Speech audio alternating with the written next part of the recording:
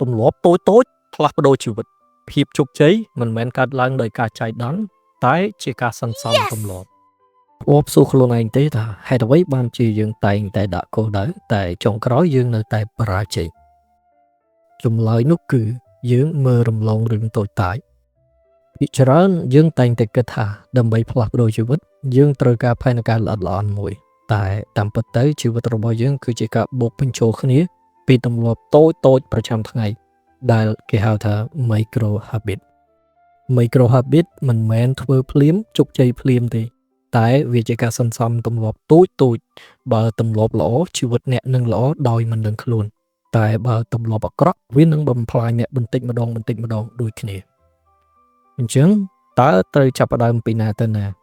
ហើយនេះគឺជាទម្លាប់តូចទាំង6ដែលខ្ញុំបានរៀនសូត្រហើយយើងអាចយកទៅសាកល្បងបានវាប្រហែលជាអាចជួយអ្នកទាំងអស់គ្នាឲ្យប្រសើរជាងមុនផងដែរបទទី1 5វិនាទីទីទូទៅពេលណាដែលយើងដឹងថាត្រូវធ្វើអ្វីមួយភាគច្រើនអារម្មណ៍របស់យើងគឺចាប់ផ្ដើមខ្ជិលហើយបើមិនអញ្ចឹងទេគឺចូលចិត្តពន្យាពេលអញ្ចឹងអ្វីដែលត្រូវធ្វើគឺរាប់ថយក្រោយភ្លាម5 4 3 2 1ហើយក្រោកធ្វើវាកុំទុកពេលឲ្យខួរក្បាលមានពេលសម្រាប់រកលេសខ្ជិល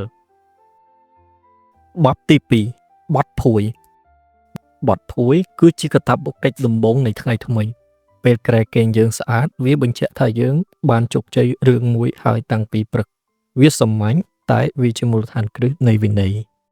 បទទី3ផឹកទឹកមួយកែវពេលក្រោកពីគេងពេញមួយយប់រាងកាយរបស់យើងខ្វះជាតិទឹកខ្លាំងណាស់អញ្ចឹងញ៉ាំទឹកមួយកែវទៅវានឹងជួយដាស់សរីរាង្គជួយលាងជាតិពុល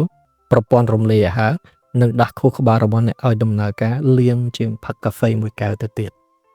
បទទី4អានសៀវភៅ5ទំព័រអានសៀវភៅតែ5ទំព័រក្នុងមួយថ្ងៃអត់ចាំបាច់បង្ខំអានឲ្យចប់មួយក្បាលទេអានតិចតែអានរាល់ថ្ងៃចំណេះដឹងយើងមិនមែនបានមកពីការអានច្រើនក្នុងមួយថ្ងៃទេ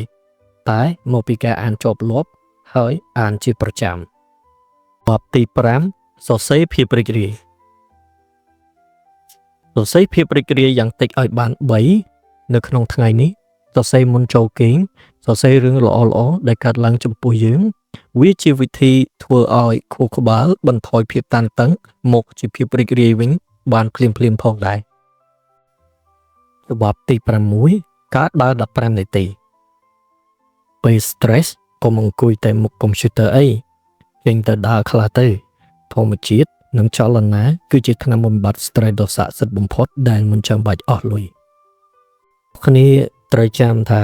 យើងមិនមែនបង្កើតទម្លាប់ដើម្បីឲ្យល្អឥតខ្ចោះនោះទេយើងបង្កើតទម្លាប់ដើម្បីឲ្យខ្លួនយើងថ្ងៃនេះប្រសើរជាងខ្លួនយើងកាលពីម្សិលមិញកុំចាំថ្ងៃស្អែកបើយើងអាចធ្វើបានទាំងអស់ក៏ល្អតែបើមិនបានក៏រើសយកមួយចំណុចហើយចាប់ផ្ដើមអនុវត្តពីថ្ងៃនេះទៅហើយតើទម្លាប់មួយណាដែលអ្នកចាប់ផ្ដើមធ្វើមុនគេខមមិនប្រាប់ admin នៅខាងក្រោមនេះ